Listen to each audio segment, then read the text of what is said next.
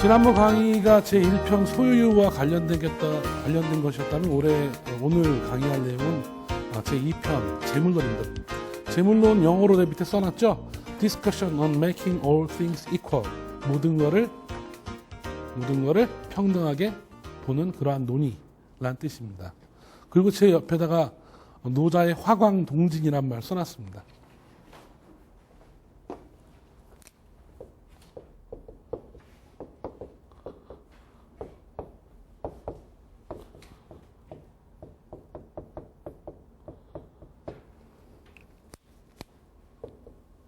화광동진.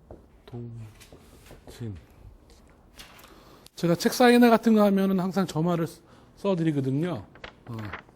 근데 오늘 주제하고도 매우 밀접한 관련이 있습니다. 이 화광동진이란 말은 빛을 이게 온화하게 만드는 거예요. 빛을 너무 이렇게 직접 강한 빛을 쏘면 기분 나쁘잖아요. 자기 얼굴에다 프레시 갖다 들이민다고 생각해 보세요. 얼마나 기분 나쁘겠어요. 그리고 이 사랑을 할 때도 너무 이렇게 밝은 곳에서 사랑 고백하면 좀 현실감이 없잖아. 그래서 꼭 이렇게 분위기 잡을 때는 약간 레스토랑 같은 데 가가지고 이렇게 은은한 불빛 속에서 이렇게 사랑 고백을 하잖아요. 그런 것처럼 이렇게 따뜻하고 온화한 빛이에요. 그런 의미에서 자기의 모습이 이렇게 확 드러나는 걸 좋아하는 사람도 있겠지만 어찌 보면 자기 모습을 확 드러내지 않고 자기의 모습을 살짝 감추면서 약간 온화한 삶을 사는 그런 것이 화광이라고 본다면 그 옆에 건 동진이라고 있는데요. 이 진자가 먼지예요. 더스트. 먼지 진자입니다. 그래서 영어로 치면 어떻게 표현하냐면 dim the light and be a dust. 빛을 줄이고 그 다음에 먼지하고 하나가 된다. 먼지하고 하나가 되는 삶. 사실은 우리는 우리 자신을 굉장히 고귀하게 생각하잖아요. 그리고 발톱에 발에 묻은 때만도 못한 존재 또는 먼지 같은 존재, 이걸 굉장히 천한 것으로 여기잖아요. 근데 사실은 저 먼지라고 하는 거 그렇게 천하게 볼 거리가 아니에요. 사실 먼지를 생각해 보면 모든 존재는 다 먼지로 돌아가요. 그렇잖아요. 그러니까 이 책상에 만약에 먼지가 하나 붙어 있다면 이 먼지는 우리보다 아마 생명이 오래됐어도 한 수십만 년도 오래된 존재였을 수 있다고. 우리 선배지, 선배. 우리도 나중에 이제 이렇게 될 테니까. 그런 점에서 가장 낮은 존재인 것 같지만 어찌 보면 가장 오래된 존재이고 가장 고귀한 존재일 수도 있어요. 시선만 달리하면. 그런 것처럼 먼지와 하나가 되는 그러한 삶을 살아라라고 하는 것이고, 제2편의 재물론이 바로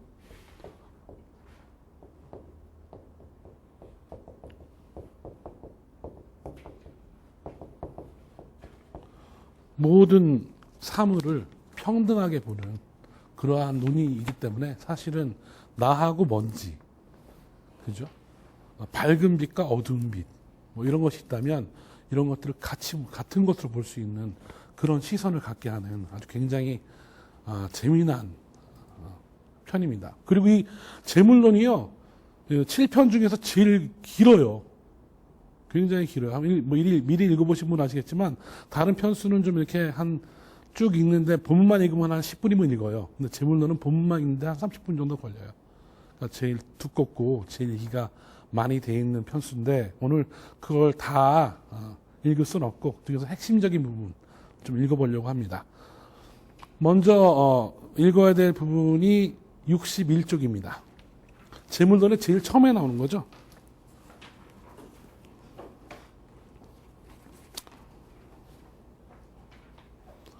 나는 나를 잃어버렸다 라는 대목입니다. 제가 읽겠습니다. 남과하게 사는 자기라는 사람이 책상에 기대 앉아서 하늘을 쳐다보며 긴 한숨을 내쉬었습니다. 멍하니 앉아있는 모습이 마치 자기 몸과 마음을 다 잃어버린 것 같았습니다. 그 앞에 모시고 서 있던 제자 안성자유가 물었습니다. 어찌된 일입니까? 몸도 이렇게 마른 나무 같아질 수 있고 마음도 죽은 재 같아질 수 있습니까?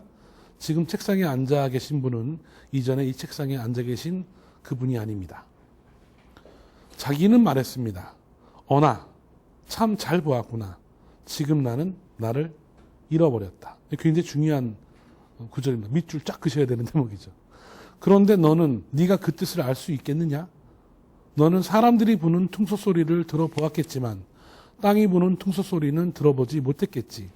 설령 땅이 부는 퉁소 소리는 들어보았을지 모르지만 하늘이 부는 퉁소 소리는 들어보지 못했을 것이다. 일단 여기까지 읽어보겠습니다. 굉장히 무슨 선문답 같은 얘기예요.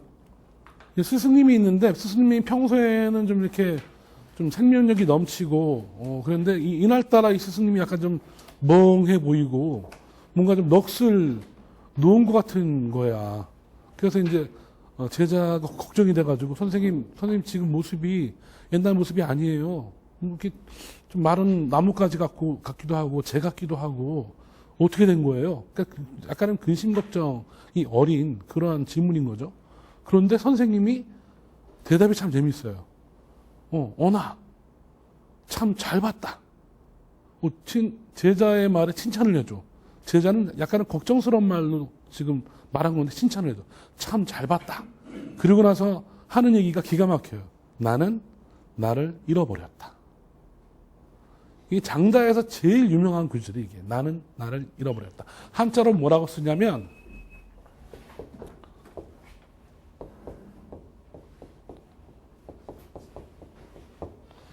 오상하라 그래. 나오자에다가 이게 초상 치르다 할 때의 상자예요. 상가집 할 때 상자. 이게 아자거든요. 그러니까 나는 나를 잃어버렸다는 거야. I have lost myself.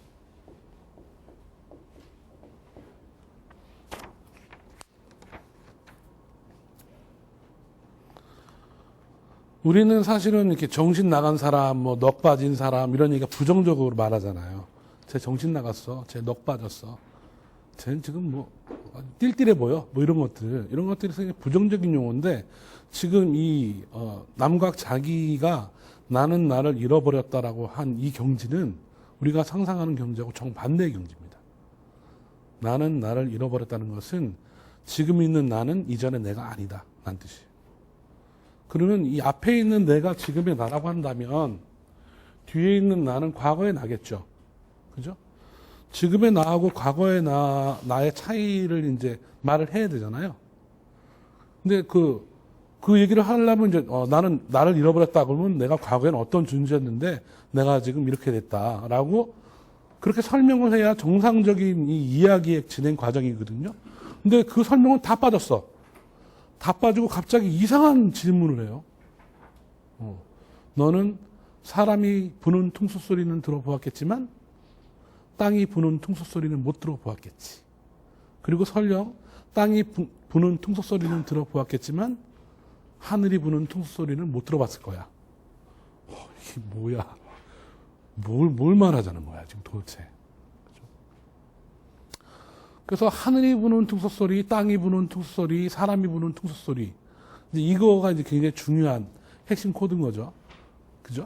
이제 요건 일단 기억하시고, 그 다음에 이제 이 사람이, 사람이 부는 퉁소 소리하고, 땅이 부는 퉁소 소리하고, 하늘이 부는 퉁소 소리. 요걸 해명하는 구절을 읽으면 뭔가 힌트를 얻을 수 있겠네요. 그래서 좀 더 읽어봐야 될 것 같습니다. 65쪽입니다.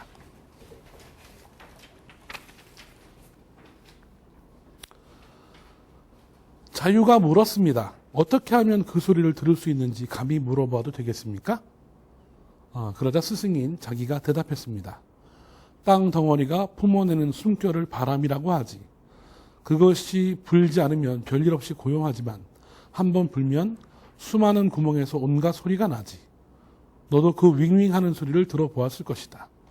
산의 숲이 심하게 움직이면 큰 아름드리 나무의 목 구멍들, 더러는 코처럼, 더러는 입처럼, 더러는 귀처럼, 더러는 목이 긴 병처럼, 더러는 술잔처럼, 더러는 절구처럼, 더러는 깊은 웅덩이처럼, 더러는 좁은 웅덩이처럼 제각기 생긴 대로 물이 콸콸 흐르는 소리, 화살이 싱싱 나는 소리, 낮에 기꼬 짖는 소리, 숨을 가늘게 들이키는 소리, 크게 부르짖는 소리, 울부짖는 소리, 깊은 데서 나오는 소리, 새가 제잘거리는 소리 등 온갖 소리를 내지. 앞에서 가볍게 우 하는 소리를 내면 뒤따라 무겁게 우 하는 소리를 내고, 산들 바람이 불면 가볍게 화답하고 거센 바람이 불면 크게 화답하지. 그러다가 바람이 멎으면 그 모든 구멍은 다시 고요해진다. 너도 저 나무들이 휘청휘청 구부러지거나 살랑살랑 흔들기도 하는 것을 보았겠지. 자유가 말했습니다. 땅이 부는 퉁소소리란 결국 여러 구멍에서 나온 소리군요. 사람이 부는 퉁소소리는 대나무 퉁소에서 난 소리인데 하늘이 부는 퉁소소리란 무엇입니까? 이 핵심이겠죠? 자기가 대답했습니다. 온갖 것의 바람을 모두 다르게 불어넣으니 제 특유한 소리를 내는 것이지. 모두 제 소리를 내고 있다고 하지만 과연 그 소리가 나게 하는 건 누구겠느냐.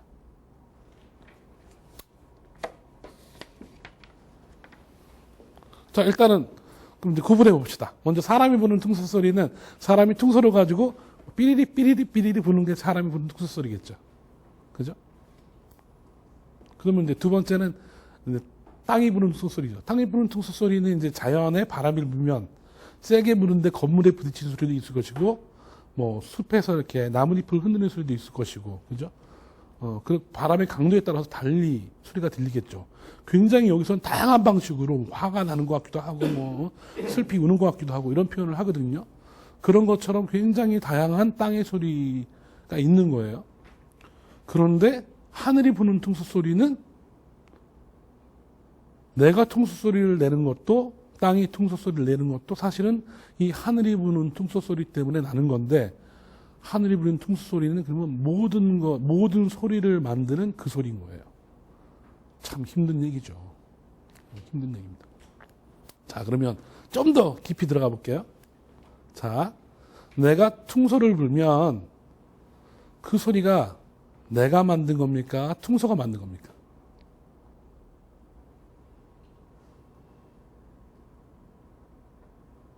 내가 만들었어요. 그러면 나는 퉁소가 없이도 퉁소 소리를 낼 수 있나요? 그건 불가능하죠. 그렇다고 퉁소가 만들었다고 말하기에는 퉁소는 내가 없으면 그 소리를 못 만들어내거든요. 그죠? 그러면 나하고 퉁소하고 그냥 앞에 지고 있으면 그 소리가 나는 것도 아니거든요. 나하고 퉁소가 만나서 내 호흡을 통해서 소리를 내야지만 퉁소 소리가 나는 거라고요.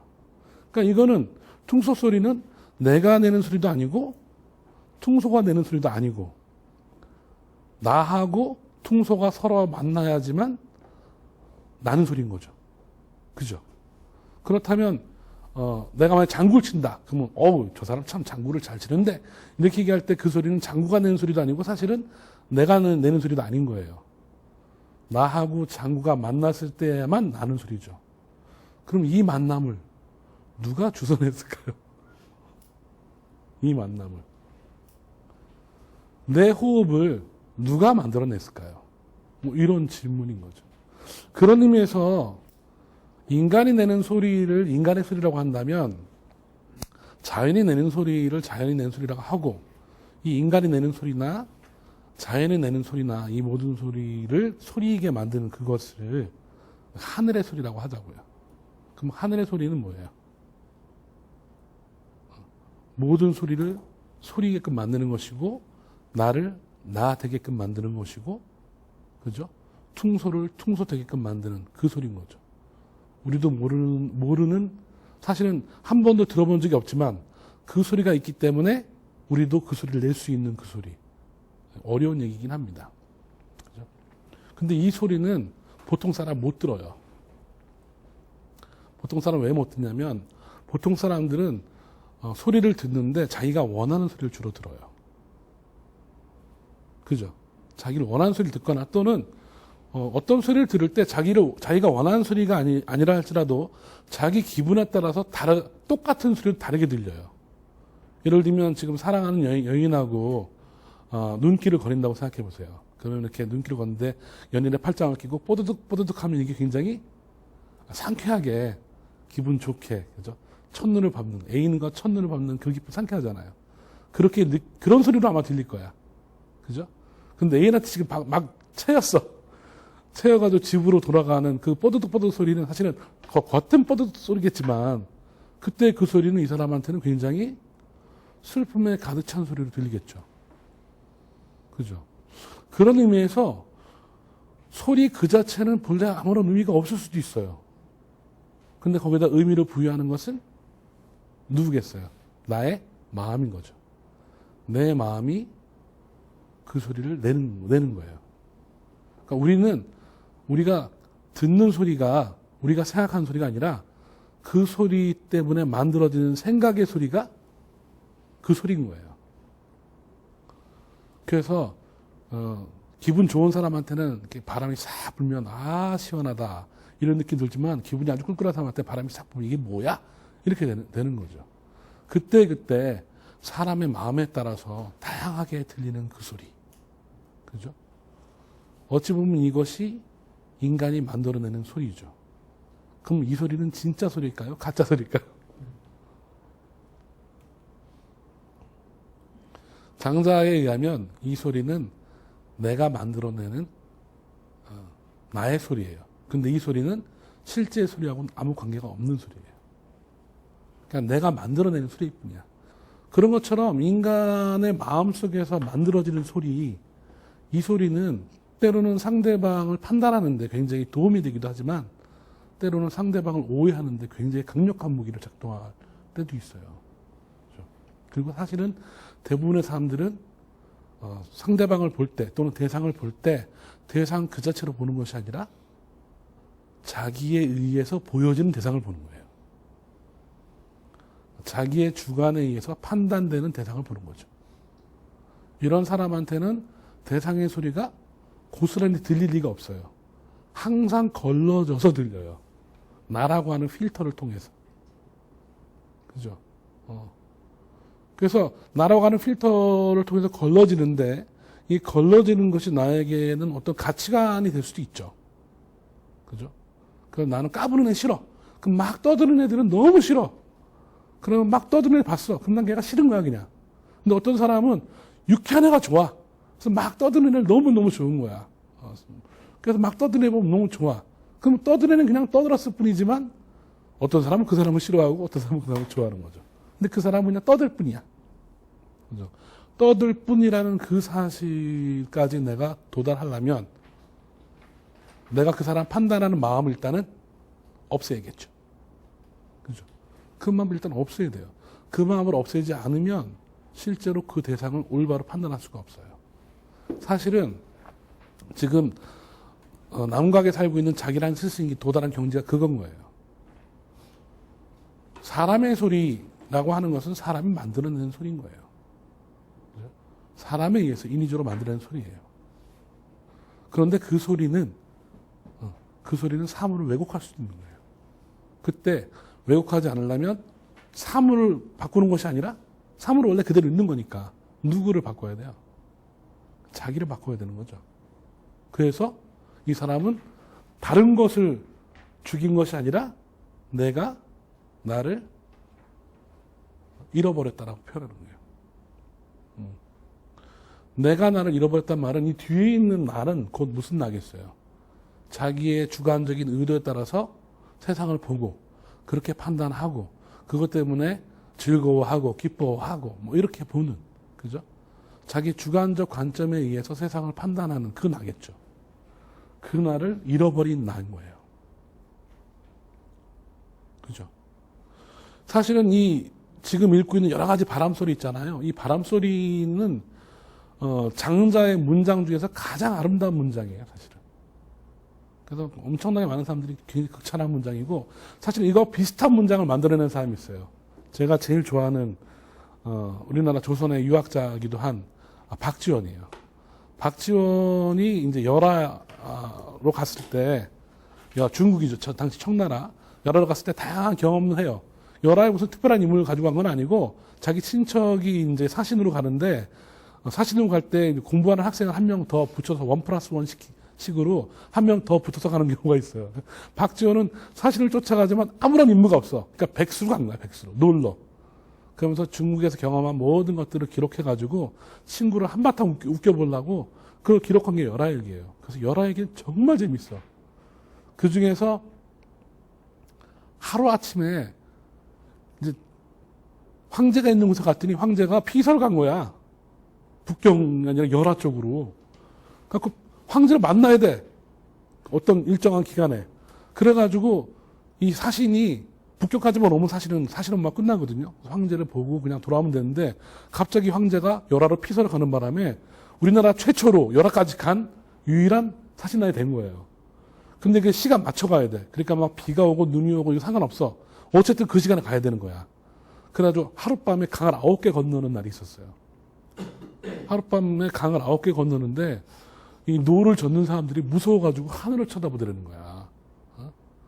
근데 밤중인데 무서워서 하늘을 쳐다본다고 하늘이 보일 리가 없잖아요. 근데 뭐가 무서운 거냐면 이 물소리가 강을 건네 강물 소리가 굉장히 콜콜콜 소리가 날 거 아니에요. 아무것도 안 보이는데 강물 소리가 콜콜콜 나면 얼마나 무섭겠어요. 그래가지고 모두들 절망에 찬 상태에서 하늘을 쳐다보는데 박정희는 그때 아주 기발한 아이디어를 내요. 혹시 이 소리가 내 마음이 만들어낸 소리가 아닐까? 그 강물 소리가. 그러면서 자기가 옛날에 비가 많이 왔을 때 정자에 있으면서 했던 생각을 떠올려요. 그걸 제가 프린트를 나눠드렸는데 그 이유가 프린트의 그 소리, 그걸 복사해 놓은 거기 때문에 그래요. 박지원의 열하일기 중에서 일야구 도학이라고 하룻밤 사이에 강을 9번 건너는 이야기의 한 대목인데요. 줄쳐져 있는 부분 제가 읽어볼게요. 나는 옛날에 문을 닫고 누운 채 그 소리들을 구분해 본 적이 있었다. 깊은 소나무에서 나오는 바람 같은 소리, 이것을 듣는 사람은 청아한 까닭이며 산이 찢어지고 언덕이 무너져 내리는 듯한 소리, 이것을 듣는 사람은 흥분한 까닭이며 못 개구리들이 다투어 우는 듯한 소리, 이것은 듣는 사람이 교만한 까닭이며 수많은 죽과 격한 가락인 듯한 소리, 이것은 듣는 사람이 노한 까닭이고, 그리고 우르르 쾅쾅 하는 천둥과 벼락 같은 소리는 듣는 사람이 놀란 까닭이고, 찬물이 보글보글보글보글 끓는 듯한 소리는 듣는 사람이 운치 있는 성격인 까닭이고, 검은고가 궁우에 맞는 듯한 소리는 듣는 사람이 슬픈 까닭이고, 종이창에 바람이 우는 듯한 소리는 사람이 의심하고 있기 때문이다. 따라서 이러한 모든 소리는 올바른 소리가 아니라 다만 자기 흉중에 품고 있는 뜻대로 귀에 들리는 소리를 받아들인 것에 지나지 않는다. 아, 나는 이제야 도를 깨달았다.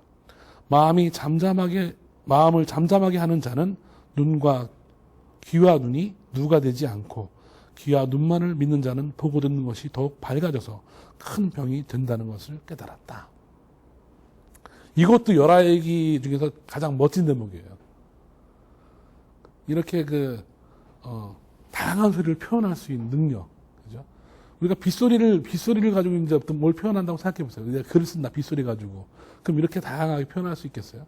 그래서 이 장자의 이 땅이 부는 툭소리를 열거하는 장면하고 사실 이 물소리를 이 묘사하는 장면하고는 정말 백미 중에 백미예요.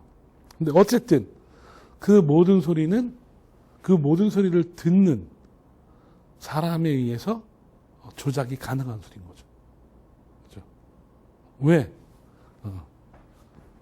그것을 판단하고 그것을 규정하는 내가 있기 때문이죠. 그러면 오상하라는 말은 뭐냐면 바로 그러한 내가 사라져버린 상태가 되는 거예요. 이거는 사실은 불가에서는 이거를 무아라고 합니다.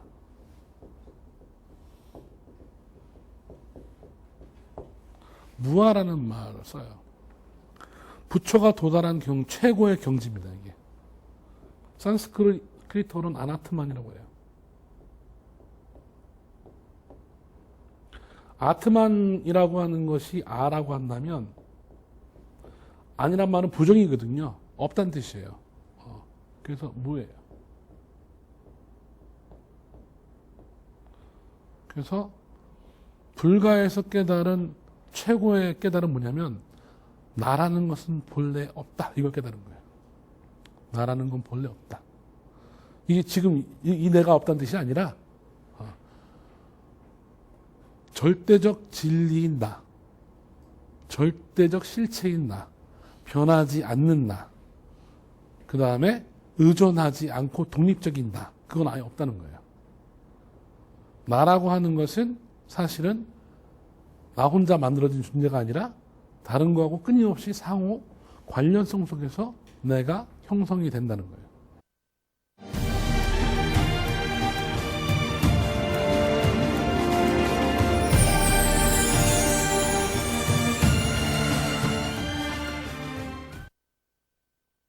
사실은 어찌 보면 모든 생명은, 또는 어찌 보면 모든 존재는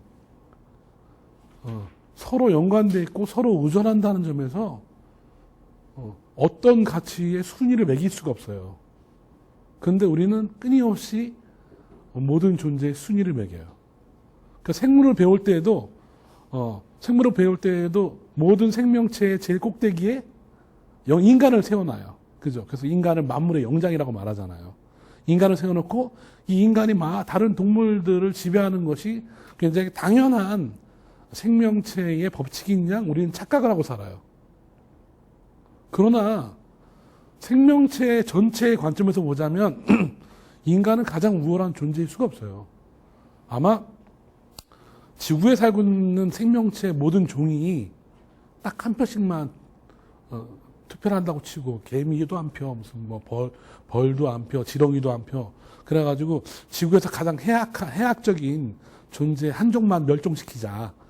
라고 투표를 하면 최다 득표를 얻는 종이 누굴 것 같아요? 100% 인간입니다. 만약에 지구라는 곳에서 인간만 사라지면 훨씬 더 평화로울 수도 있을지 몰라요. 왜냐하면 인간은 다른 생명은 자기의 생명을 유지하는 것을 한정돼서만 다른 생명을 해치거든요. 근데 인간은 그런 거 아니고도 얼마든지 해쳐요. 돈 때문에 친척을 죽이기도 하고 이념 때문에 전쟁을 일으켜가지고 똑같은 종족을 학살하기도 하잖아요. 그죠? 종교라고 하는 아름다운 어떤 가치를 가지고 전쟁을 일으켜서 다른 종교를 가지고 있는 사람들을 학살하기도 했잖아요. 그죠? 굉장히 아름다운 말로 포장해서 학살을 하는 거죠. 그런 것처럼 인간은 사실은 자기의 생명을 유지하는 거하고 아무 관계 없는 불친절하고 정말 무자비하고 어찌 보면 가장 야만적인 행위를 하는 것일 수 있어요. 그리고 현대 문명이 와선 더더욱 그렇죠. 왜냐하면 현대 문명은 굉장히 가공한 힘을 갖고 있잖아요. 옛날에는 코끼리나 큰 동물 한번 잡으려면 여러 사람들이 협력해가지고 한번 잡아가지고 정말 동네 잔치가 되겠지만 지금이야 뭐 총을 한 방 쏘면 죽으니까 그죠? 쉽게 잡을 수 있잖아요. 강력한 살상 무기를 가지고 있는 유일한 존재가 인간이기도 하죠. 그런 점에서 볼 때 나라고 하는 것을 중심으로 세상을 보는 것, 그것이 사실은 어찌 보면 가장 큰 고통 중에 하나일 수도 있어요. 불교가 고통을 제거하는 종교라고 하는데 불교는 일체 계교를 얘기하잖아요. 모든 것은 고통이다. 근데 이 고통은 뭐에서부터 오는 거냐면 나라고 하는 것을 집착하면서부터 오는 거예요. 나라고 하는 걸 집착하면 고통이 와요. 예를 들면 이럴 때 고통이 오는 거죠. 난 공부를 못하는데 제가 잘해. 그럼 고통이 와요. 아니 근데 그냥 공부를 못하고 잘하는 건 객관적인 사태인 거고, 근데 쟤는 거짓말을 못하지만 난 거짓말 정말 잘해. 굉장히 뛰어난 능력이죠. 머리가 총명하지 않으면 거짓말 못해요. 이 거짓말 하면은 인격적으로 독립돼 있다는 거예요. 그래서 아이들이 최초로 부모한테 거짓말을 했다. 그러면 겉으로 혼내더라도 속으로 굉장히 기뻐해야 돼요. 드디어 얘가 인격적으로 독립되고 있구나. 나하고는 다른 논리로 자기의 이야기 펼치고 있구나. 놀라운 그죠? 그런 거와 비슷하게 그냥 공부를 못하고 잘해. 그런데 이게 고통이야. 그죠? 나는 뚱뚱하고 쟤는 날씬해. 그럼 그냥 난 뚱뚱하고 쟤는 날씬한 거잖아요. 그런데 그게 나한테 고통이야. 그죠? 나는 대학교 못 나왔는데 쟤는 박사를 받았어. 박사를. 그러면 그게 나한테 고통이야. 왜? 쟤하고 비교하니까. 근데 비교하는데 그 비교의 기준이 내 마음인 거잖아요. 내 마음이 그걸 통해서 열등감, 열패감을 갖는 거라고요. 그런 게 고통이야. 그것만 고통인 건 아니에요, 사실은. 젊었을 때 제가 얼마나 잘생겼는지 몰라요. 우리 처가 제가 잘생겨서 날 꼬신 거라니까. 정말 젊어서 사진 보면 내가 깜짝 놀래고, 이게 나였나? 근데 나이가 먹으니까 이게 정말 그렇잖아요, 왜. 연식이 되면 쉐이프가 좀 바뀌잖아요. 망가지기도 하고. 그런데 내가 그거 가지고 만약에 고통스러워 한다면 그건 젊었을 때 나하고 지금의 나를 비교하기 때문에 생기는 고통인 거죠. 그것도 또한 그걸 판단하는 건 나잖아요. 그죠? 내가 옛날에 왕년에 돈을 뭐 한 달에 2천만 원씩 벌었어요. 그런 적은 없습니다. 그럼 지금은 100만 원 벌어. 그러면 과거에 2천만 원이 내 100만 원을 하찮은 것으로 생각하게 만들잖아요. 그런 점에서 본다면 사실은 모든 고통은 객관적 사태에서 오는 것이라기보다는 그 객관적 사태를 바라보는 나의 마음에서 오는 것일 수도 있다는 거예요. 뭐 다 100% 그렇지는 않지만.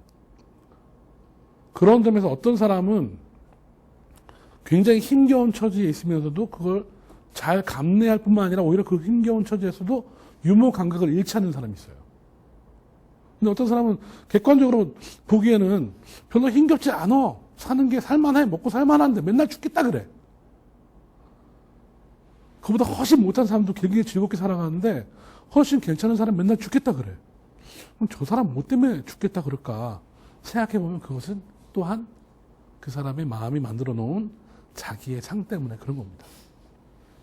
그렇죠? 그러한 자기의 상이 강하면 강할수록 세상의 소리를 못 들어요. 세상의 소리를 못 들으면 하늘의 소리는 더더욱 안 들립니다. 인간의 귀는 참 잘 발달했어요. 어떻게 발달했냐면 듣고 싶은 소리만 듣게 발달했어요. 특히 나이가 먹을수록 그래요. 그래서 나이가 드는 사람은 이 말하는 연습보다 더 중요한 게 듣는 연습이에요. 추하게 늙는 노인의 몇 가지 조건 중에 하나가 자기 얘기는 많이 하고 남의 얘기를 안 듣는 사람. 그 다음에 돈이 있을 때 돈 있는 걸 과시하는 사람. 돈 없을 때 돈 없다고 너무 찌질하게 구는 사람. 그런 사람. 그 다음에 금세 감정의 기복이 심해가지고 화도 막 내고 막 크게 웃기도 하고 이러는 사람. 이런 사람들이 좀 이렇게 좀 중년에 좀 후지게 사시는 분이라고 한다면 돈이 있는데 티 안 내고 돈 내는 사람. 돈이 없지만 돈 없다는 사실 때문에 주눅이 들지 않고 고요히 지낼 수 있는 사람. 그 다음에 자기가 많이 떠들지 않고 남의 얘기를 잘 듣는 사람. 이런 사람은 굉장히 대접받는 늙은이가 되는 거죠. 제가 이제 50이 넘어가니까 이 늙은이라고 하는 거가 굉장히 가까이 다가왔어요. 그래서 이제는 아름다운 늙음을 맞이해야겠다는 생각도 요즘은 해요. 늙음도 준비를 해야겠구나. 이게 생물학적 늙음의 문제가 아니라 존재적인 늙음을 준비를 해야겠다. 그러려면 어떤 늙음을 준비해야 되는가 이런 생각도 좀 많이 하는데 그 중에 하나가 경청하는 거죠. 잘 듣는 거죠. 근데 인간은 참 이기적인 존재여서 소리를 금세 차단해요. 자기가 듣고 싶은 얘기만 듣고 듣기 싫은 소리는 안 들려요. 심지어는 어떤 일에 너무 몰두하다 보면 아무 소리도 안 들려요. 놀라운 집중력이야. 사실은 길거리 가면서 굉장히 아름다운 소리가 많았을 거예요. 물론 버스가 빵빵거리는 소리도 있었겠지만 가만히 눈 감고 있으면 정말 별의별 소리가 다 들렸을 거예요. 우리 귀에. 그러나 우리는 그 소리를 반가이 듣지도 않을 뿐만 아니라 그 소리는 지나가 버립니다. 관통하는 거죠. 소리를. 내 주변에 있는 아름다운 소리가 분명히 있었을 텐데 그 아름다운 소리를 듣지 않고 그냥 관통하고 살아가는 거예요. 내가 듣고 싶은 소리만 듣기 위해서. 그런 사람에게는 하늘의 소리가 열릴래 열릴 수가 없습니다. 모든 소리를 소리 얘기하는 그 소리는 안 열려요. 그거를 불교에서는 공이라고 해요. 그리고 기독교라고 한다면 이거를 신이라고 하겠죠.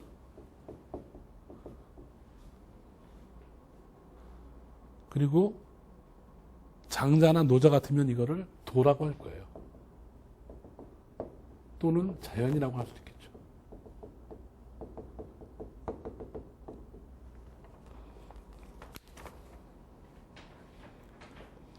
사이먼 앤 가펑클이라는 가수가 있어요. 그 가수가 부른 노래 중에서 Sound of Silence라는 기억나세요? Hello darkness my old friend 뭐 시작되는 사운드 오브 사일런스인데 그 사운드 오브 사일런스가 바로 침묵의 소리예요. 소리가 없는 소리예요. 이게 신의 소리죠. 이 소리를 듣지 못하니까 거기 노래 가사 보면 뭐라고 되냐면 사람은 듣긴 듣지만 경청하지 않고 사람은 말하긴 하지만 의미 없이 떠들어대고 그죠? 그러니까 말은 하되 말이 아닌 말을 하고 듣지 않는 소리를 듣는 거죠. 그러니까 형편없는 귀와 입을 갖게 된 거예요. 가사가 그렇게 돼 있거든요. 그런 것처럼 나를 강하게 둘러싸고 있는 이 보호막이 세면 셀수록 나 중심으로 세상을 보게 되면 그 외의 소리는 안 들립니다. 그러면 당연히 존재론적인 지평에서 내가 제일 우월하다고 생각하죠. 그러면 내가 제일 우월하다고 생각하면 기분이 참 좋아야 되는데, 그리고 나를 굉장히 행복하게 만들어야 되는데 사실은 그게 행복하게 만들지 않는다라고 하는 게 어찌 보면 불가의 진리인 거예요. 불가는 너를 가장 존엄하고 귀하다고 생각하면, 그래서 네가 이 세계에서 가장 유일하고 아름다운 존재라고 생각한다면 그거는 너를 고통에 빠뜨리게 만들 것이다. 너에 집착한다면. 그런 의미에서 그런 너란 없다는 거예요. 그러면 어떤 네가 있느냐?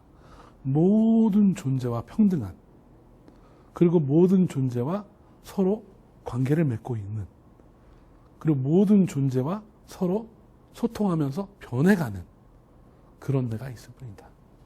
그런 내가 있는 사람, 그런 내가 있다는 사실을 깨달으면 너라는 것은 결국 아무것도 아니라는 것을 알게 된다.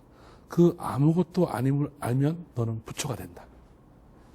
이게 불교의 굉장히 묘한 역설적 진리예요. 불교의 묘한 역설적 진리하고 이 장자의 깨달음하고 그게 멀지 않아요. 내가 나를 잃었다 라고 하는 것은 바로 이 세상을 나 중심으로 바라보고 내 판단에 의해서만 세상을 보는 그러한 시선을 잃었다는 거예요. 그리고 이제 나는 어찌 보면 죽은 재처럼 고유한 상태에 빠져 있는 거예요. 썩은 고목나무처럼 내가 사라져버린 거예요. 내가 사라져버렸기 때문에 나는 무슨 소리가 들린다고요?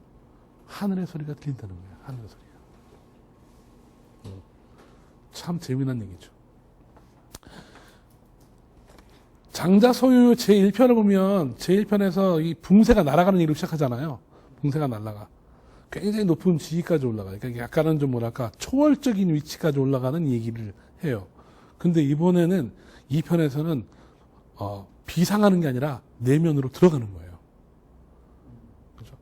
1편이 바깥을 향해서 더 뻗어나가는 사유라고 한다면 2편의 사유는 안으로 들어가는 사유예요.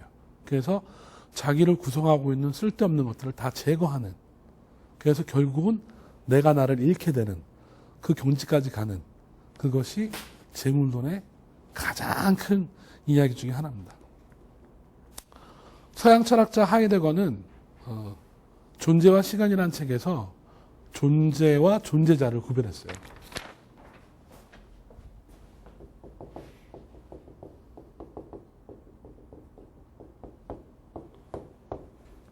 이 존재자라는 것은 그냥 이 세상에 살아가고 있는 모든 개체들이 존재자예요. 나도 존재자고, 책상도 존재자고, 물도 존재자고, 다 존재자예요. 개별적인 존재자들이죠. 현실 속에 살고 있는. 그럼 존재는 뭐냐면 이 존재자를 존재하게 만드는 그것이에요. 그러니까 존재자의 근원 이유죠. 존재자의 근원인가. 이게 있어야지만 존재자가 있는 거야. 아까 제가 인간이 내는 소리나 땅이 내는 소리나 사실은 인간, 땅 스스로 만들어낼 수 없다 그랬잖아요. 하늘의 소리가 그 모든 걸 내게 하는 거예요. 그러니까 내가 퉁소를 불 때 퉁소와 내가 부는 것 같지만 사실 이렇게 불게 만드는 것은 하늘이 하는 거예요. 나에게 생명을 줬기 때문에 이 소리가 나는 거죠. 그런 것처럼 하이데거는 현대 문명을 보면서 현대 문명이 이렇게 과학적으로 굉장히 발달했는데 왜 사람들은 점점점 삶의 의미를 상실해가고 점점 더 많은 부를 획득했는데도 불구하고 점점 살기 힘들어지는 걸까? 이런 질문을 던져요. 그걸 뭐라고 표현하냐면 존재자가 존재를 상실했기 때문이다. 이렇게 말해요.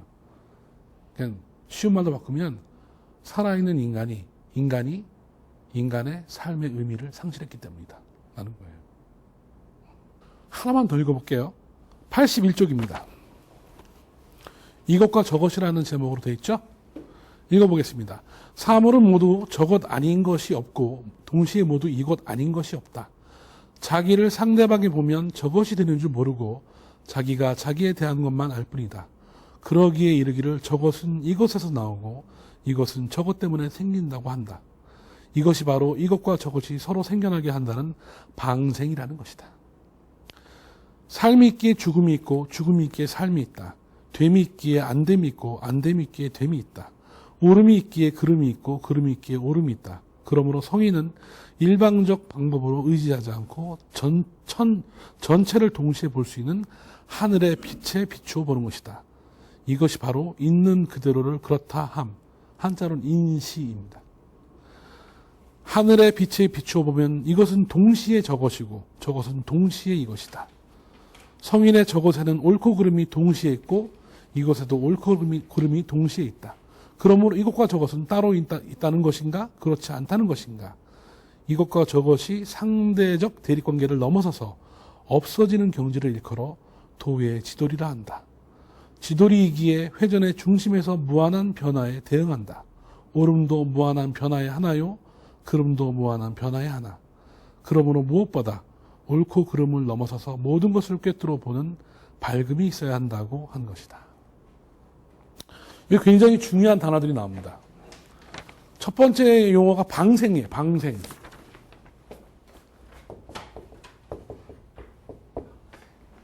방생이 뭐냐면 이것이 있기 때문에 저것이 있고 저것은 이것이 있기 때문에 저것이 있고 이것은 저것이 있기 때문에 이것이 있는 거야. 아까 내가 말한 거죠. 공기가 있기 때문에 내가 있고 내가 있기 때문에 공기가 있는 거잖아요. 이런 식으로 서로 의존하고 서로를 키워주는 거예요. 방생. 어찌 보면 선과 악도 그런 것일 수 있어요. 내가 선하다고 생각하면 그러면 나 아닌 사람이 악이 되는 거잖아요. 대부분의 마녀 사양은 이렇게 되는 거거든요. 내가 믿는 믿음을 제가 갖지 못하면 악인 거야. 그죠? 사실 객관적 선악이라는 게 과연 있을까요? 어찌 보면 인간이 만들어 놓은 가치는 아닐까요? 아름다움과 추함도 그런 거 아닐까요? 아름다움과 추함. 아름다운 사람이 있으니까 그 기준이 있으니까 추하다고 판단이 서는 거예요. 그렇다 해서 그렇기 때문에 나는 이것이야 라고 말하면 안 된다는 거야. 왜냐하면 이것이야 라고 말하면 이것은 저것에서 나온 것이기 때문에. 그리고 난 또 저것이야 라고 말해도 되는데 왜냐하면 저것은 이것이 나왔기 때문에 저것이 있는 거니까. 그죠? 그렇다면 삶과 죽음도 그런 것일 수 있다는 거예요. 삶과 죽음도.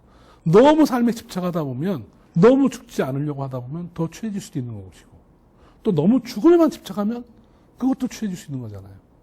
그죠? 삶과 죽음이 자연스러운 동전의 양면인 것처럼 받아들이고 우리는 사실 늘 살아가고 있지만 늘 죽어가고 있는 거잖아요. 우리는 죽음을 향해서 한 발 한 발 걸어가고 있는 거거든요. 그죠? 내가 살아있다는 표지는 내가 죽어가고 있다는 표지이기도 하잖아요. 그러한 관점에서 볼 때 이것 또는 나의 관점에서 보지 말고 다른 식의 조명을 비춰보라는 거야. 그게 하늘의 관점에서 조명을 비춰보라는 거야. 그래서 조지어천